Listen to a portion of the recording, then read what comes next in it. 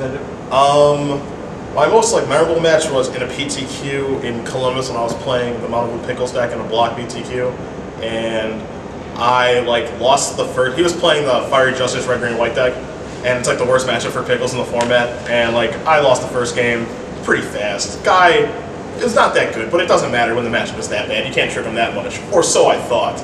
Because game 2, I decided to start talking a lot and seeing if me talking could throw him off and make him play a little looser. Yeah, I'm looking for any way to win at this point. So I start chatting him up. He starts playing worse because he feels like he's gonna win. Every time he plays a spell, I'm just have fun at the Pro Tour. I'm getting destroyed. There's no way you're gonna lose. And I trick him into running into just a bunch of damnations and all the tricks in my deck. And then game 3, it's a really convoluted situation, but I got it to the point where he had a Sarah Avenger out, I was at 3, and I had 2 face-down Brine Elementals, and if he just would have attacked, I would have died, but he Fiery Justice my 2 guys, put me back up to 8, then back down to 5, and then I beat him 13 turns later, so that was one of the most fun matches I've played. Because he thought it was a shapeshifter. Yeah, because he thought it was a shapeshifter I could block and stuff. So I mean, not like an idiot, he was playing fine, but normally, when you're in that situation, the person always just attack, and then you die, and you're come on, but you pulled a Jedi mind trick on. Yes, it actually worked for once. Instead of conceding, it actually worked. I couldn't believe it. And then what happened? You won the tournament. And then I lost the next round so fast. Oh my god. Disaster. All that work for nothing. Yeah. Now, one question I always like to put to people that's open-ended. If you ruled Wizards of the Coast in the TCI, is there anything about Magic or anything surrounding the game that maybe tweak or change? Shotgun. Bring back 3-man team format. That's it. It's the best format of all time. But Cedric, what about 2-handed giant? That's close. That's the second best format. Oh, okay.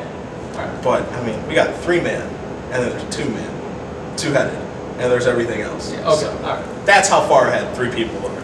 It's the best format. Just bring it back. I don't understand why it's gone. You're talking just in terms of the amount of fun for the format? Yes. It's the most fun format. You get to play with your friends and. I've played it. I've played in 2 Pro Tours and 3-man teams. Did terrible both times. Had the time of my life. Just didn't care because it's so much fun. Yeah. So they should definitely bring it back. And the PTQs are awesome for that format too. So.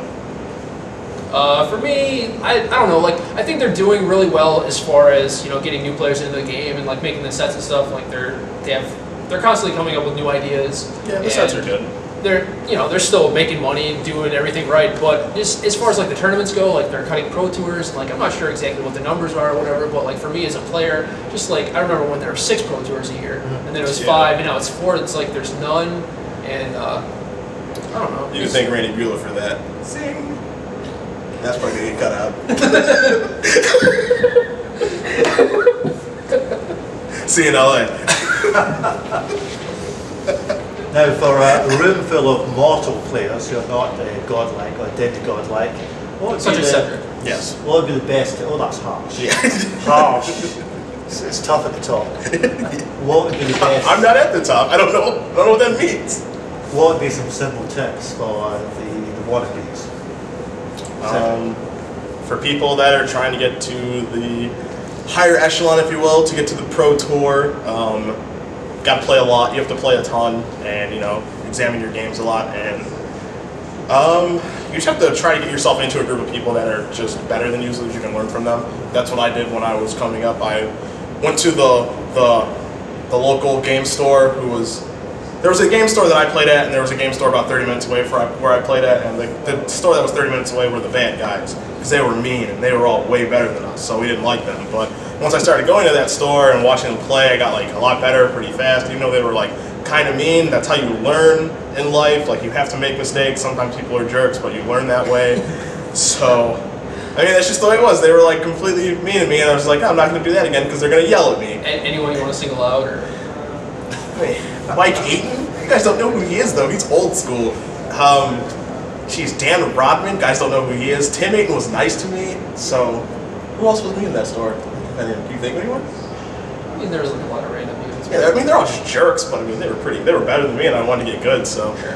The way to get good is just to get yourself into a good play group, and with people that are better than you, and learn from them, and ask for tips and stuff. And you have to play a lot. You can't just you can't just theorize and not play games, because you need to play games to see how games play out. Well, I think part of it is that some people just play games and that's all they do. They don't think about like what they're doing wrong or what they could have done to like won those games that they lost. Yeah. Like that's a big part of it. As long as like you're always looking for areas to improve and not just being like, okay, well people say I have to play more games, so I'll play more games and that'll make me better. It's like it doesn't really work like that, you know. Like you actually have to work on it.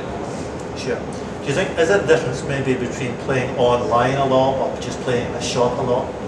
There definitely is. I mean, like when I play online, I'm just more used to it, so I see everything, and I'm more focused when I'm online, I guess. And then I play online or play live, and there's just like distractions or something. I don't know, but like I just like kind of play looser. Mm-hmm. Yeah, see, like for me, it's the direct opposite. Like I play a lot better in person and lose a lot online. Like as an example, like over this winter break, the past 6 days, and Gerry can vouch for this. Like I lost all day, every day for 6 days. No matter what extended deck I played, I just didn't win matches. And like I'm just like looking at the decks I'm playing, and it's just like, what am I doing wrong? And then like I'll play against the deck, and they'll beat the crap out of me with it, and I'm just like, I don't understand. And it's like I'm like pretty focused, but when you're playing online, you're like listening to music, and at least for me, like I'm listening to music, talking to people on AOL, and like playing Magic. So like I'm like paying attention, but not really paying attention. Whereas when I play in real life, if people ever watch me play, I play pretty slow. And I'm like kind of methodical. I take my time with my plays and stuff. Like when I'm really like in the zone, I don't feel like I'm ever gonna lose because I'm like taking so much time thinking of everything. Whereas when I play online, I like never do that. I'm just like pointing, clicking, attacking.